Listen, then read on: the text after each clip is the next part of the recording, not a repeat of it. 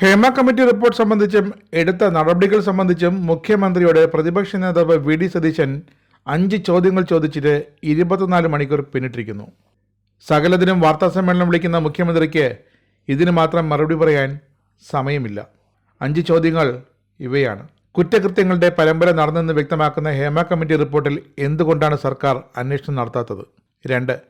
ഭാരതീയ നാഗരിക് സുരക്ഷാ സംഹിതയുടെ 176(1) വകുപ്പും ഭാരതീയ ന്യായ സംഹിതയുടെ 199(c) വകുപ്പും പോക്സോ ആക്ടിലെ 21 വകുപ്പും അനുസരിച്ച് സ്ത്രീകൾക്കും കുട്ടികൾക്കുമെതിരായ ലൈംഗിക അതിക്രമങ്ങൾ മറച്ചുവെക്കുന്നത് കുറ്റകരമാണ്. എന്നിട്ടും എന്തുകൊണ്ടാണ് നടപടി സ്വീകരിക്കാത്തത്? ചോദ്യം 3. ഹേമ കമ്മിറ്റി റിപ്പോർട്ട് വിവരാവകാശ നിയമപ്രകാരം നൽകിയപ്പോൾ സംസ്ഥാന വിവരാവകാശ കമ്മീഷൻ പറഞ്ഞതിലും കൂടുതൽ പേജുകളും ഖണ്ഡികകളും സർക്കാർ വെട്ടിമാറ്റി കൃത്രിമത്വം കാട്ടിയത് ആര് രക്ഷിക്കാനാണ്? 4. സിനിമാ മേഖലയിലെ സ്ത്രീകൾ നേരിടുന്ന കൊടും ക്രൂരതകൾക്കൊപ്പം മയക്കുമരുന്നിന്റെയും മറ്റ് ലഹരി പദാർത്ഥങ്ങളുടെയും അനിയന്ത്രിത ഉപയോഗവും അതുണ്ടാക്കുന്ന ഭീകരാവസ്ഥയെക്കുറിച്ചും ഹേമ കമ്മിറ്റി റിപ്പോർട്ടിൽ പറയുന്നുണ്ട്. സർക്കാർ എന്ത് നടപടി സ്വീകരിച്ചു? 5. എന്തുകൊണ്ടാണ് സർക്കാർ സ്ത്രീവിരുദ്ധ നിലപാട് സ്വീകരിച്ചിരിക്കുന്നത്?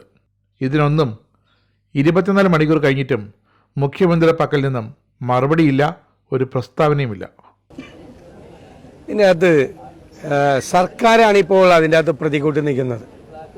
സർക്കാർ ഇക്കാര്യത്തിൽ വലിയ ഒളിച്ചുകളിയാണ് നടത്തുന്നത്. ആരെയോ സംരക്ഷിക്കുന്നതിന് വേണ്ടി, കുറേ ആളുകളെ സംരക്ഷിക്കുന്നതിന് വേണ്ടി സർക്കാർ നടത്തുന്ന ഒളിച്ചുകളിയാണ് എല്ലാവരും വഷളാകുന്ന ഒരു സാഹചര്യത്തിലേക്ക് ഇവിടെ എത്തിയിരിക്കുന്നത്. സിനിമാ രംഗത്ത് നിൽക്കുന്നവരെല്ലാം കുഴപ്പക്കാരാണ്, എല്ലാം കൊള്ളരുതാത്തവരാണ് എന്നുള്ള ഒരു തോന്നൽ ആളുകളുടെ ഇടയിൽ ഉണ്ടാക്കാനുള്ള കാരണം പോലും സർക്കാരാണ്. അതിലൊരു ന്യൂനപക്ഷ ആളുകൾ മാത്രമാണ് കുറ്റവാളികളായിട്ടുള്ള ആളുകൾ. എത്രയോ നല്ല മനുഷ്യർ സിനിമയിലുണ്ട്, എത്രയോ നല്ല ആളുകൾ സിനിമയിലുണ്ട്, എത്രയോ അരനൂറ്റാണ്ടിലധികം കാലം സിനിമാ രംഗത്ത് നിന്നിട്ടും ഒരു കറ പോലും പറ്റാതെ, ഒരു പോറൽ പോലും ഏൽക്കാതെ നിൽക്കുന്ന എത്രയോ മനുഷ്യരുണ്ട്. അവരും ഇപ്പോൾ കുറ്റവാളികളായി ജനങ്ങളുടെ മുന്നിൽ നിൽക്കുകയാണ്. കാരണം എന്താ? യഥാർത്ഥ കുറ്റവാളികൾ ആരാണ് എന്നത് സർക്കാർ മറച്ചു വയ്ക്കുന്നു. അതുകൊണ്ടാണ് ഈ നിരപരാധികളായ സത്യസന്ധരായ മനുഷ്യർ പോലും അപമാനിക്കപ്പെടുന്ന ഒരു സാഹചര്യം ഇന്ന് കേരളത്തിലുണ്ടായിരിക്കുന്നത്. അത് സർക്കാർ അതിനകത്ത് പരിഹാരം ഉണ്ടാക്കിയേ പറ്റുള്ളൂ. ഞങ്ങൾക്ക് സർക്കാരിനോട് ചില ചോദ്യങ്ങൾ ചോദിക്കാറുണ്ട്. ഇപ്പോൾ ഒരാളും മറുപടി പറയുന്നില്ല.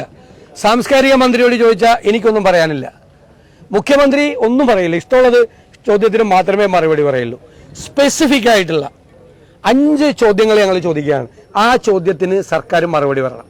ഈ 5 ചോദ്യത്തിനുള്ള കൃത്യമായ ഉത്തരം എല്ലാ വിഷയങ്ങൾക്കുള്ള പരിഹാരവും. 1, എന്തുകൊണ്ടാണ് ഒരുപാട് ക്രിമിനൽ കുറ്റങ്ങളുടെ പരമ്പരകൾ നടന്നു എന്ന് വ്യക്തമാക്കിയ ഹേമ കമ്മിറ്റി റിപ്പോർട്ടിന്റെ പുറത്ത് എന്തുകൊണ്ട് സർക്കാർ അന്വേഷണം നടത്തുന്നില്ല? അത് അന്വേഷണം നടത്തില്ല എന്നുള്ള വാശിയിലേക്കാണ്. എന്തുകൊണ്ട് നടത്തുന്നില്ല? 2, നിയമത്തിന്റെ ഭാരതീയ നാഗരിക സുരക്ഷാ സംഹിതയുടെ 176(1) വകുപ്പും ഭാരതീയ ന്യായ സംഹിതയുടെ 199(c) വകുപ്പും അതുപോലെ പോക്സോ ആക്ടിന്റെ 21 വകുപ്പിന്റെയും നഗ്നമായ ലംഘനമാണ് ഇവിടെ നടന്നിരിക്കുന്നത്. കാരണം ഒരു കുറ്റകൃത്യം നടന്നു എന്ന് പറഞ്ഞാൽ, പ്രത്യേകിച്ച് ലൈംഗിക അതിക്രമങ്ങൾ സ്ത്രീകൾക്കെതിരായി നടന്നു എന്ന് പറഞ്ഞാൽ അതനുസരിച്ചുള്ള നിയമപരമായ നടപടികൾ വ്യക്തമാക്കുന്നതാണ് ഈ നിയമങ്ങൾ. അതിൻ്റെ നഗ്നമായ ലംഘനം എന്തുകൊണ്ട് നടത്തുന്നു? അതിൻ്റെ നഗ്നമായ ലംഘനം നടത്തുന്നത് ഞാൻ പറഞ്ഞ ഈ 3 വകുപ്പുകളുടെ നഗ്നമായ ലംഘനം നടത്തുന്നത് അത് തന്നെ ഒരു കുറ്റകൃത്യമാണ്. എന്നിട്ടും സർക്കാർ എന്തുകൊണ്ട് അതിന്മേൽ നടപടികൾ സ്വീകരിക്കുന്നില്ല?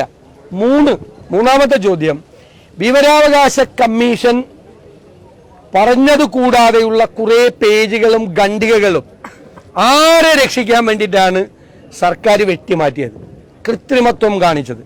ഈ റിപ്പോർട്ട് പുറത്തുവിട്ടപ്പോൾ അതിൽ കാണിച്ച കൃത്രിമം, വിവരാവകാശ കമ്മീഷൻ പറഞ്ഞതിനേക്കാൾ അപ്പുറത്തേക്കുള്ള പേജുകളും ഖണ്ഡികകളും ആരെ രക്ഷിക്കാൻ വെട്ടിമാറ്റി എന്നത് സർക്കാർ വ്യക്തമാക്കിയേ മതിയാവും. ഇതുമായിട്ട് ബന്ധപ്പെട്ട് വളരെ പ്രധാനപ്പെട്ട ഒരു കുറ്റകൃത്യമാണ് ആ റിപ്പോർട്ടിലൂടെ മറച്ചുവെക്കപ്പെട്ടിരിക്കുന്നത്. ആരാണ് എന്നറിയാത്ത ഒരു സ്ഥിതിയിലേക്ക് ശരിക്കും പോവുകയാണ് സർക്കാർ. സുബയ്യ ഫാഷൻ ജ്വല്ലറിയുടെ പുതിയൊരു വീഡിയോയിലേക്ക് ഏവർക്കും സ്വാഗതം. ചിങ്ങം പിറന്നു, ഓണം വരവായി. തിരുവാവണിരാവ് മനസാ ഈ ഓണത്തിനെ വരവേൽക്കാനായി ഞങ്ങളും ഒരുങ്ങിക്കഴിഞ്ഞു. നിങ്ങൾക്ക് വേണ്ടി ഈ ഓണക്കാലത്ത് KGFന്റെ സ്വർണ്ണക്കനിയുമായിട്ടാണ് ഞങ്ങൾ എത്തിയിരിക്കുന്നത്. All Kerala gold and silver merchant അസോസിയേഷനും ഞങ്ങളും സംയുക്തമായി ചേർന്ന് നിങ്ങൾക്ക് വേണ്ടി ഈ സ്വർണ്ണക്കനി സമ്മാനമായി നൽകുന്നത്. ഈ 2024 ഓണം സ്വർണ്ണോത്സവത്തിൽ നിങ്ങൾ വാങ്ങുന്ന ഓരോ തരി പൊന്നിനും നറുക്കെടുപ്പിലൂടെ കൂടുതൽ സ്വർണം സ്വന്തമാക്കാം. നമ്പർ സമ്മാനമായി ലഭിക്കുന്നത് 100 പവനും, ഒന്നാം സമ്മാനം 25 പവൻ, രണ്ടാം സമ്മാനം 10 പവൻ, മൂന്നാം സമ്മാനം 5 പവൻ. കൂടാതെ പ്രോത്സാഹന സമ്മാനമായി 1 ഗ്രാം സ്വർണം വീതം 1100 പേർക്കും 100 ഗ്രാം വെള്ളി വീതം 100 പേർക്കും സമ്മാനമായി ലഭിക്കുന്നതാണ്. ആകെ മൊത്തം 2.4 കിലോ സ്വർണവും 10 കിലോ വെള്ളിയും. പിന്നെ ഒരു ഇമ്പോർട്ടന്റ് കാര്യം, ഒക്ടോബർ 31 വരെ ഈ ഓഫർ ഉണ്ട്. ഓരോ പർച്ചേസിനും പണിക്കൂലിയിൽ 50% വരെ ഡിസ്കൗണ്ടും കല്യാണ പാർട്ടികൾക്ക് സ്പെഷ്യൽ ഓഫറും ഉണ്ടായിരിക്കുന്നതാണ്. നിങ്ങളുടെ ഓരോ പർച്ചേസിനും സൗജന്യ കൂപ്പൺ വാങ്ങാൻ മറക്കരുത്. കൂടുതൽ വിവരങ്ങൾക്ക് ഗാന്ധി പാർക്കിന് എതിർവശമുള്ള ഞങ്ങളുടെ ഷോറൂമായ സുബ്ബയ്യ ഫാഷൻ ജ്വല്ലറിയുമായി ബന്ധപ്പെടുക. കൂടുതൽ അപ്ഡേറ്റുകൾക്കായി ഞങ്ങളുടെ ഇൻസ്റ്റഗ്രാം ഐഡിയായ സുബ്ബയ്യ ഫാഷൻ ജ്വല്ലറി ഫോളോ ചെയ്യുക. ഞങ്ങളുടെ ഫോൺ നമ്പർ 8891121459. ഏവർക്കും സുബ്ബയ്യ ഫാഷൻ ജ്വല്ലറിയുടെ ഹൃദയം നിറഞ്ഞ ഓണാശംസകൾ.